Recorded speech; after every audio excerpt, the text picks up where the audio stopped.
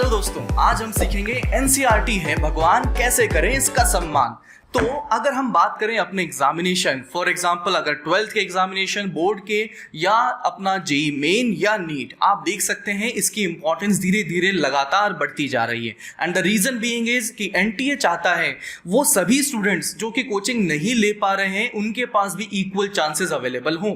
तो अपन कैसे एनसीईआरटी में मिनिमम एफर्ट लगाते हुए हम जितनी भी कोशिश करें और आउटपुट मैक्सिमम लेके आए। तो चलिए शुरू करते हैं। तो आज के लिए हम देखते हैं कि हमारा जो एग्जामिनेशन सेट हो रहा है वो किस पैटर्न में हो रहा है। तो मैं आज मेजरली बात करूंगा एनसीईआरटी या बोर्ड एग्जामिनेशन की। तो बोर्ड एग्जामिनेशन में हम देखेंगे कि हमारा पेपर कैसे सेट हो रहा है और कैसे हम उसे कोड को क्रैक करें ताकि कोई दिक्कत ना हो हमें मार्क्स लाने में और बड़ी आसानी से ले आएं। तो एक्चुअली क्या होता है कि 10th तक तो हमें कोई दिक्कत नहीं होती है लेंथी क्वेश्चंस लिखने के लिए, उसके आंसर्स लिखने में, क्योंकि हम स्कूल जा रहे होते हैं, प्रॉपरली हम ध्यान दे रहे होते हैं। लेकिन जैसे ही हम 11th एंड 12th में आते हैं तो हमारा ध्यान ज़्यादा हो जाता है न्यूमेरिकल्स पर, और हमारा फोकस जब न्यूमेरिकल्स पर होता है तो हम लेंथी आंसर्स लिखना थोड़ा सा कॉन्फिडेंस फील नहीं करते हैं। तो इसीलिए क्यों ना हम अपनी तैयारी इस तरीके से करें ताकि हमें उस पोर्शन में आसानी हो जाए।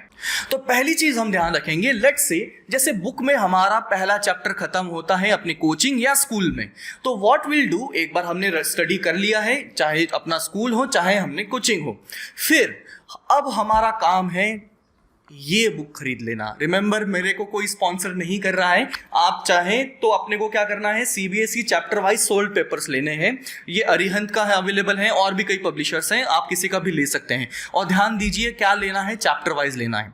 तो लेट्स से मुझे बात करनी है कि फर्स्ट चैप्टर की बात करनी है, तो मैंने फर्स्ट चैप्टर खोल लिया और फर्स्ट चैप्टर में यहाँ पर कई सारे क्वेश्चंस दिए हैं, ऑब्वियसली पिछले साल में दिए हैं।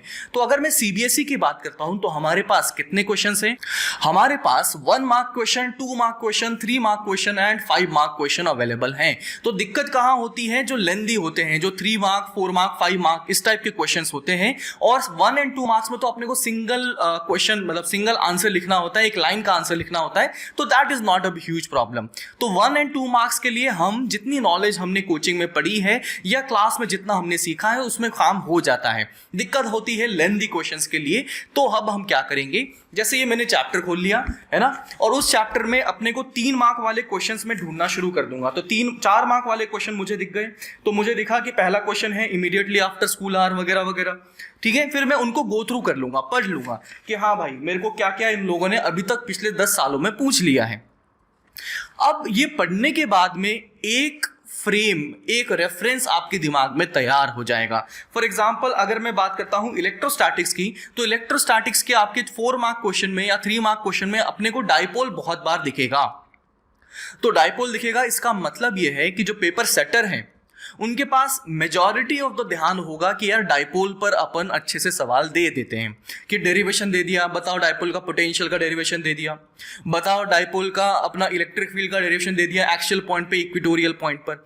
तो एक्चुअली ये चीज हम स्टडी करेंगे, यहाँ पर हम क्वेश्चन रखने नहीं बैठे, हम बस यहाँ ये ध्यान देने बैठे हैं कि अपना इस क्वेश्चन पर इंपॉर्टेंस ज्यादा दी गई है, कई बार ये वापस रिपीट होते होते आया है, तो हम उस चीज को ध्यान रख लेंगे, चाहे तो नोट डाउन कर लेंगे, ठीक है। इसी तरीके से हम 5 मार्क वाले क्वेश्चन भी देखेंगे। तो हमने इस प्रकार से उन टॉपिक्स को आइडेंटिफाई कर लिया है जो कि पसंद करता है एनसीईआरटी सवाल पूछना। और फिर जब हमने इनको शॉर्टलिस्ट कर लिया, अब हम खोलेंगे अपनी बुक। तो ध्यान दीजिए, जब पहली बार रीड किया था, जब पहली बार हमने स्टडी किया था बुक को, तो बुक में हम कोई भी पेंसिल, पेन, हाइलाइटर यूज नहीं करेंगे जब फर्स्ट टाइम कर रहे होंगे। और जब हमने फर्स्ट टाइम कर लिया, कोई खाली रखी एकदम चकाचक बुक है, इसमें कोई मार्क नहीं होगा पहले में। फिर जब मैंने दूसरी बार आना है, तो जब हमने इस बुक को देख लिया है, हमारे दिमाग में पिक्चर बन चुकी है कि कौन से टॉपिक ज्यादा इंपॉर्टेंट है, फिर अब इस बुक में आएंगे। अभी भी पेन एंड पेंसिल हमारे हाथ में नहीं होगा, हाइलाइटर हमारे हाथ में नहीं होगा, मैंने बुक खोल देना है, बुक खोल के मैंने पढ़ना शुरू कर लेना है। एक पैराग्राफ पढ़ा, थोड़ा सा दिमाग में सोच लिया यार कहना क्या चाह रहा है, दूसरा पैराग्राफ पढ़ा, दूसरा टॉपिक पढ़ा, फिर दिमाग में सोच लिया कहना क्या चाह रहा है।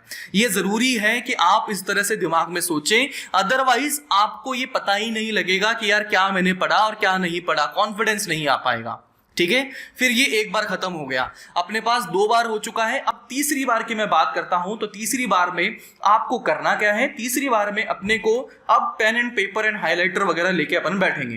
तो अब मैं उन टॉपिक्स पर ध्यान दूंगा जो मैंने ऑलरेडी अपना हाईलाइट कर लिया था पहले ही क्वेश्चन पेपर देखने के बाद में। तो उन क्वेश्चंस को देख लिया, तो उन टॉपिक्स को देख लिया, टॉपिक्स को मैं हाईलाइट करता जा रहा हूं कि हाँ यार इसकी इंपॉर्टेंस ज्यादा है, इसकी इंपॉर्टेंस थोड़ी कम है।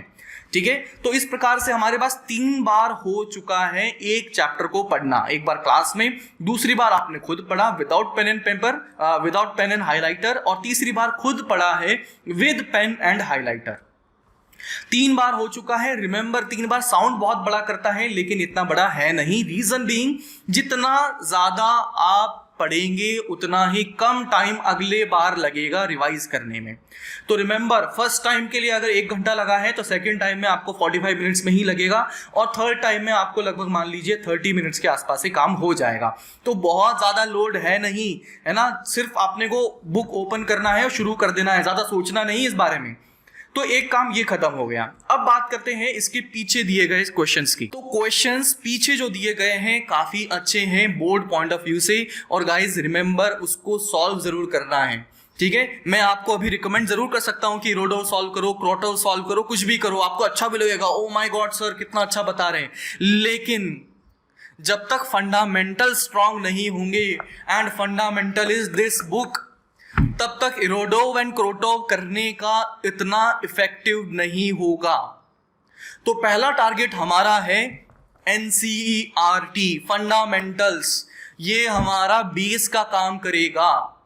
तो एक्चुअली आप सोच लीजिए यार, बुर्ज खलीफा का नाम आपने सुना ही होगा, है ना, इतनी दुनिया की सबसे बड़ी बिल्डिंग है। तो इनफैक्ट उसका जो फाउंडेशन है वो भी इतना ज्यादा स्ट्रांग है कि इतनी बड़ी बिल्डिंग को वो सपोर्ट कर पा रहा है। तो क्यों ना हम अपना फाउंडेशन भी इतना स्ट्रांग कर लें कि ऊपर हमारी बिल्डिंग एकदम कॉन्फिडेंस के साथ में हम बहुत ऊंची खड़ी कर लें। तो मैं अभी रिकमेंड नहीं करूंगा इरोडो एंड क्रोटो सॉल्व करना इस लेवल पर, लेकिन लेटर ऑन जब हमारी प्रिपरेशन थोड़ी सी एडवांस हो जाएगी तब जरूर हम इरोडो एंड क्रोटो के बारे में बात करेंगे ना। जब हमने खोल देना है बुक में हमने एक्सरसाइज खोल दी है, एक्सरसाइज में हमने जो भी क्वेश्चन है सारे सॉल्व कर लेने हैं। और रिमेंबर इसको लिखने की जरूरत नहीं है। जैसे मैंने ये खोला तो इसमें मेरे पास है मैकेनिकल प्रॉपर्टीज, मैकेनिकल प्रॉपर्टीज में अभी मैंने खोल लिया, तो यहाँ पर एक्सरसाइजेज हैं। तो एक्सरसाइजेज में 10.1 10.2 इस तरह से मेरे को दे रखा है, और कुल यहाँ पर 31 क्वेश्चन है ना, 31 क्वेश्चन है।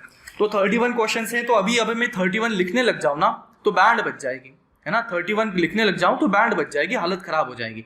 तो अभी हम क्या करेंगे, अभी हम करेंगे इसके ये जो सवाल हैं इसको दिमाग में सॉल्व करना शुरू करेंगे। चाहे तो रफ पेपर एंड कॉपी साथ में ले लें, कुछ न्यूमेरिकल्स हैं तो वो पेन एंड पेपर से काम हो जाएगा, लेकिन जो अपने एक्सप्लेन करने वाले सवाल होते हैं वो दिमाग में पॉइंट बनाना शुरू करें।